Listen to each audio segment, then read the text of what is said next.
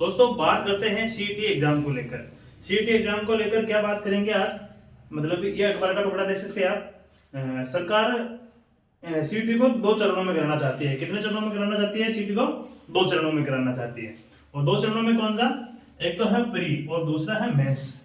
अब देखिए प्री और मेंस, एक बार तो मतलब सरकार कहती है कि एक ही होगा और उसमें मतलब 40% होगा। 40% जो जिसके मतलब परसेंट बनेंगे वो उसमें एलिजिबल हो जाएगा, पास हो जाएगा।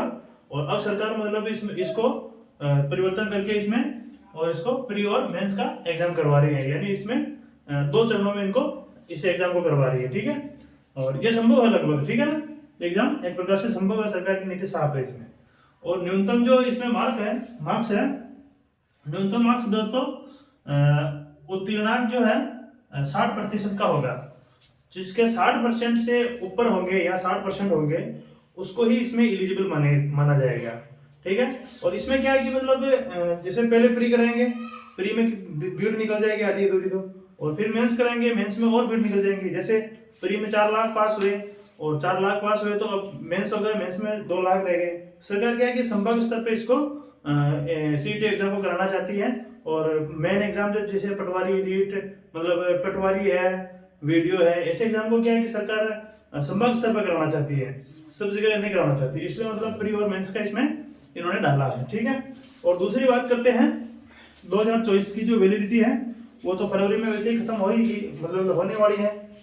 इसलिए अभी जो एक एग्जाम है एलडीसी, है ना, एलडीसी को तो क्या है कि 2024 वाली में ही मतलब इसको काउंट करेंगे एक प्रकार से। और 2024 वाली जो सीईटी है उसके अनुसार ही एलडीसी के फॉर्म भरे जाएंगे। ठीक है दोस्तों, अब मैं बात करता हूँ अपने मतलब स्टूडेंट पर कितना प्रभाव पड़ेगा इसको लेकर।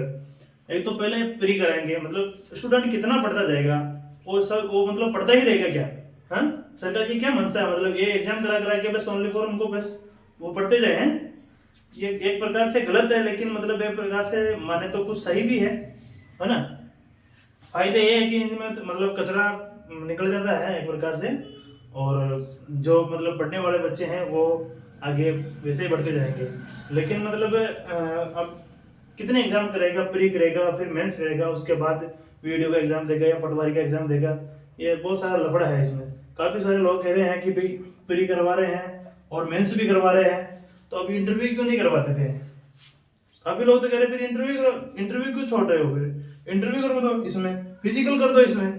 तो पासिंग मार्क्स को लेकर बात करते हैं तो पासिंग मार्क्स क्या है, मतलब 60% एक प्रकार से अनिवार्य अंक है इस हिसाब से, है ना। 60% अनिवार्य अंक है।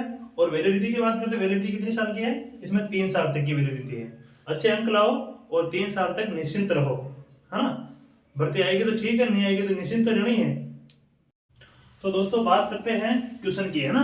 तो अब क्वेश्चन में इसमें मतलब कुल कितने क्वेश्चन आएंगे? क्वेश्चन आएंगे 150 क्वेश्चन आएंगे, सारे क्वेश्चन ऑब्जेक्टिव टाइप के आएंगे। ठीक है, और अंक की बात करते हैं तो इसमें अंक आएंगे मतलब कितने अंक का पेपर होगा ये होगा 300 नंबर का पेपर होगा ना। और बात करते हैं समय की, समय लगभग इसमें मतलब 2 घंटे का समय होगा, है ना, यानी कि 120 मिनट का समय होगा। ठीक है, और विषय की बात करते हैं सब्जेक्ट की, तो सब्जेक्ट में क्या रहेगा? जीके, रीजनिंग और मैथ और साइंस और करंट अफेयर्स। ठीक है, और बात करते हैं मार्किंग, मतलब नेगेटिव मार्किंग इसमें रहेगी या नहीं रहेगी ना। तो नेगेटिव मार्किंग की बात करें दोस्तों तो ये एक प्रकार से लागू तो है, मतलब इसमें तो लिखा हुआ कि लागू है, लेकिन ये लेटेस्ट रूल के अनुसार मतलब और बता दिया जाएगा कि मतलब विज्ञप्ति में बता दिया जाएगा कि इसमें कितनी नेगेटिव मार्किंग रह सकती है या नहीं रह सकती है। ठीक है, तो दोस्तों बात करते हैं सीईटी 12th लेवल की, है ना। 12th लेवल में जो कितनी भर्तियां हैं वो कौन कौन सी भर्तियां हैं अब ये देखिए, है ना। तो ये एक तो है वनपाल की भर्ती है ना, और दूसरी है छात्रावास अधीक्षक की भर्ती है, और लिपिक ग्रेड 2 की भर्ती है, और कनिष्ठ सहायक की है। कनिष्ठ सहायक की बहुत मतलब अलग अलग विभागों में कनिष्ठ सहायक की भर्ती निकलती है वैसे, है ना, और लिपिक ग्रेड की भी निकलती है, और इसमें है जमादार ग्रेड 2 की है, और एक है कांस्टेबल की। ठीक है, और इसी प्रकार से 12th लेवल की बता दी।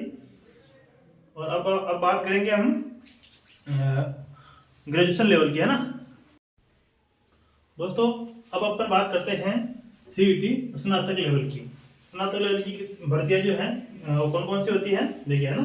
तो एक तो होती है प्लाटून कमांडर की होती है, और एक जिलेदार की होती है, और एक पटवारी की होती है ना, और कनिष्ठ लेखाकार की भी होती है, और तहसील राजस्व लेखाकार की भी होती है, और पर्यवेक्षक की होती है, ये महिला अधिकारिता विभाग की होती है ना, और ये पर्यवेक्षक की भी एक जनरल भी होती है, और दूसरा है मतलब ये है उप जेलर की होती है एक, और ये एक होती है छात्रावास अधीक्षक ग्रेड सेकंड। ठीक है दोस्तों, अगर ये जानकारी आपको अच्छी लगी है तो वीडियो को लाइक करें और अच्छा सा एक प्यारा सा कमेंट कीजिए, और यहाँ तक वीडियो देखने के लिए आपका बहुत बहुत धन्यवाद, शुक्रिया।